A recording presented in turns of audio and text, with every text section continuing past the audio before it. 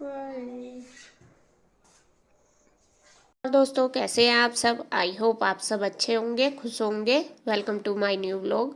और यहाँ देखिए, सुबह का मेरा मॉर्निंग रूटीन शुरू हो गया है। और आज सिर्फ ईशु गई है स्कूल, क्योंकि गुड्डू वही एग्जाम वाले दिन जाती है। गुड्डू की छुट्टी है, उसकी ऑनलाइन क्लास चल जाती है घर पे ही, जिस दिन छुट्टी होती है। तो यहाँ मैं सुबह का अपना नाश्ता बनाने लगी हूँ। और वैसे तो ईशु को तो दे दिया था सुबह ही बना के। अब फिर मैंने इनके लिए बनाई थी मूंग की दाल, क्योंकि इनको वही है, नुकसान देती है सारी चीज़ें, तो हल्का फुल्का ही देती हूँ बनाकर। तो यहाँ मैंने थोड़ी सी मूंग की दाल बनाई है और बस इनको दे दूँगी रोटी। कन्हैया भी ले गया है अपनी, और गुड्डू भी ले लेगी। तो बस नाश्ते का काम हो जाएगा मेरा। सुबह ही तो यही होता है, सारे काम नाश्ते के। तो नाश्ता हमने फिर उनको देने के बाद फिर हम दोनों माँ बेटी ने भी कर लिया था। और यहाँ गुड्डू आज नहा ही नहीं थी, और मैंने उसको बोल दिया था, मैंने कहा थोड़ी देर रुक जा। मैंने उसके बालों में लगाया है आज नींबू और जो सरसों का तेल होता है वो मिला के, क्योंकि उसके जो बाल हैं उनमें बहुत ज़्यादा डैंड्रफ हो गया। पता नहीं कैसे बहुत ज़्यादा हो रहा है, ऐसा झड़ता है जैसे चून सा नहीं होता, मतलब आटे की तरह एकदम सही। और बहुत ज़्यादा खुश्की हो रही है, और वो खुजली करती रहती है पूरा दिन। तो मैंने कहा आज छुट्टी है तेरी, बाल धो लेना, और मैं इसको नींबू और तेल मिक्स करके लगा दूंगी, तो वो जो डैंड्रफ है इससे बहुत कम हो जाता है। तो पूरे सर में कर दूंगी मालिश, और उसके बाद बस फिर कर दूंगी कंघी इसकी। और पहले मैंने जो जड़ों जड़ों में ही लगा दिया नींबू और तेल मिला के, बाकी बालों में मैंने ऑयल ही लगाया है सिर्फ, जिससे कि अच्छे से मसाज हो जाए। और आजकल बच्चों के ना तो बच्चों के पास टाइम होता है इतना, जैसा अगर मालिश वगैरह कर दे, और इसीलिए ज़्यादातर डैंड्रफ हो जाता है, सूखे बाल होते हैं ना, इस वजह से। तो यहाँ इतना टाइम ना बच्चों का होता ना हमारा, जब उनका टाइम होता है तो हमारा नहीं होता। तो इस वजह से थोड़ी सी मतलब बच्चों के केयर करने में, इन चीज़ों में, बालों में ऑयल वगैरह लगाने में थोड़ा सा मतलब या तो ये समझ लो टाइम नहीं मिलता, या फिर हो नहीं पाता हमारे से। तो खैर, जैसे कैसे मैंने उसके मालिश कर दी है और बाल बांध दिए। मैंने कहा थोड़ी देर में नहा लेना, 15-20 मिनट बाद ही नहा लेगी, ज़्यादा देर नहीं रखना। और यहाँ मैंने लगा दी है मशीन, मशीन में डाल दिए कपड़े। तो जब तक कपड़े धुलेंगे तब तक मैं अपना जो क्लीनिंग है वो कर लूँगी सारी। और वैसे तो काफ़ी सारा बिस्तरे वगैरह गुड्डू ने रख दिया, मतलब काफ़ी काम कर दिया है। उसके बाद फिर बेडशीट वगैरह मैं झाड़ दूंगी। वैसी जो कॉटन वाली बेडशीट थी वो तो गुड्डू झाड़ लेती है अपने आप, लेकिन जो ये है ना, ये वुलन वाली, तो ये इससे झड़ती नहीं। वो कहती है कि मम्मा मेरे से बिछती नहीं। तो फिर उसने बिस्तरे वगैरह सामान तो सारा उठा दिया था, और बाद में बेडशीट मैंने लगा दिया है। और बच्चे जब घर में रहते हैं तो ऐसे जो साफ सफाई के काम है छोटे छोटे वो तो कर लेते हैं, और गुड्डू काफ़ी हेल्प करा देती है, ईशु भी कराती है। ईशु को ज़्यादा काम है किचन का, मतलब शौक है उसको किचन का करने का, और गुड्डू साफ सफाई कर देती है। तो इसी तरीके से कर लेती हैं दोनों बहनें। तो ये वाला रूम भी उसने साफ कर दिया था, बस फिर मैंने इस वाले रूम की भी बेडशीट झाड़ दी। और वैसे तो ये वाली जो गर्म बेडशीट है कई दिन आराम से चल जाती है, मतलब एक हफ्ता आराम से निकल जाती है, इतनी गंदी नहीं होती।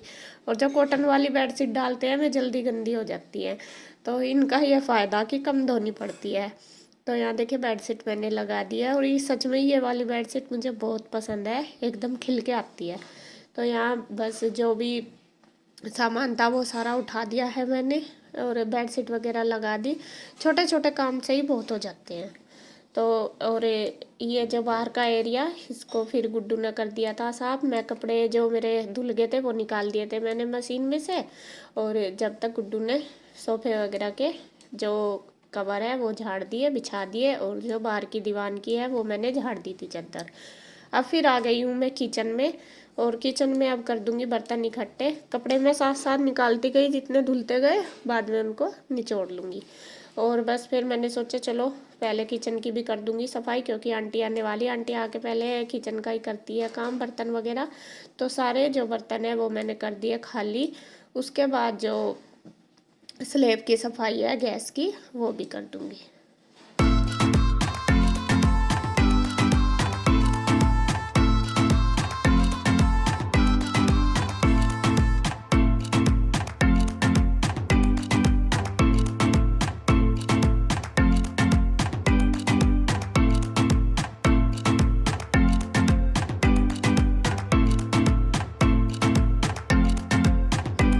तो सफाई हो गई है किचन की बिल्कुल एकदम क्लीन। अब उसके बाद कन्हैया कल लेके आया था राशन, तो शाम के टाइम ही लेके आया था, तो जब तो मेरा टाइम नहीं लगा, मैंने सोचा चलो जब कल किचन में कुछ काम करते हैं ना जैसा किचन का, तभी जाके ये काम होते हैं। मैं कहा चलो इसे डब्बे में डाल के रख दूँगी, क्योंकि राशन मेरा काफ़ी दिन से ख़त्म हो रहा था, थोड़ा थोड़ा ही मंगा रही थी, कभी कुछ। तो मैं इनको बोलने लगी, मैंने कहा मंगा दो बार बार, फिर बार बार बोलना पड़ा कि ये सामान ला दो ये ला दो, फिर ये कहने लगे कि ठीक है मंगा ले। तो कन्हैया शाम के टाइम ले आया था, और बस अब मैंने ये डब्बों में डाल के रख दिया है। जो भी डब्बों में डालना सारा लगा दूंगी। और जब से आपको बताऊँ ये अलमीरा मैंने बनवाई है, तो मैंने एक भी बार डब्बे साफ नहीं करे, और डब्बे बिल्कुल साफ हैं, बिल्कुल भी चिप नहीं हो रहे। वरना तो तीसरे चौथे दिन हो रहे हैं, एक हफ्ते में तो मुझे ये गर्म पानी से ज़रूर साफ करने पड़ते थे। जो गैस का धुआं वो सारा इन पे ही जम जाता था। और अब एडजस्ट फैन भी लगवा लिया, तो उसका भी फ़ायदा है बहुत ज़्यादा। जब भी खाना वगैरह बनाती हूँ तो उसको चला लेती हूँ, पहले वो भी नहीं था। और अब जैसा सफाई बस सिर्फ बाहर की करनी पड़ा है, जो बाहर ये अलमीरा है इनको साफ़ करना पड़ता है, बस थोड़ा सा ज़्यादा मेहनत नहीं करनी पड़ती।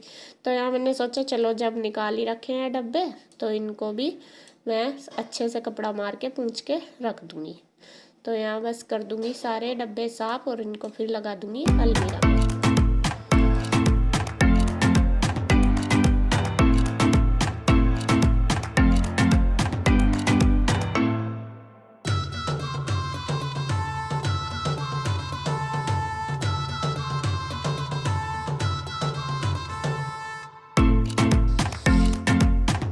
तो ये जो राशन के डब्बे हैं मेन मेरे सारे एक ही इसमें आ जाते हैं अलमीरा में, ज़्यादा मतलब ज़्यादा मैं नहीं रखने पड़ते। और दूसरी में मेरा जो कभी कभी यूज होने वाले सामान है वो मैं दूसरे में रख देती हूँ।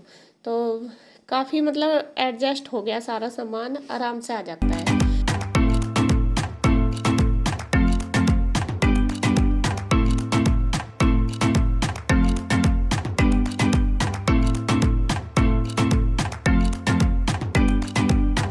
किचन की क्लीनिंग भी हो गई थी। उसके बाद जो मेरा डब्बा है घी का वो भी मैंने निकाल दिया था, क्योंकि उसमें थोड़ा सा ही बच रहा था।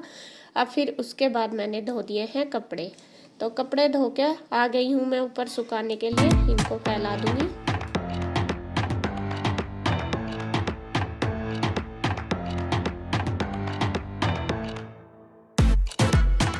तो कपड़े देखिए धुल चुके, फैला दिए, और फिर गुड्डू भी नहा ली थी, इसके बाल कर दूंगी कंघी, क्योंकि इससे बाहर नहीं जाते।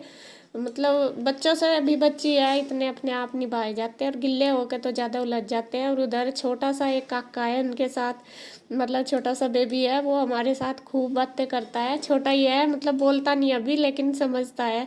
तो हम उसके साथ बातें भी कर रहे थे, और गुड्डू कहती है कि मम्मा ये बहुत क्यूट लगता है। लगभग 1 ही साल का, 1 डेढ़ साल का ही है। तो वो घूमता रहता है और आवाज़ लगाता रहता है हमें।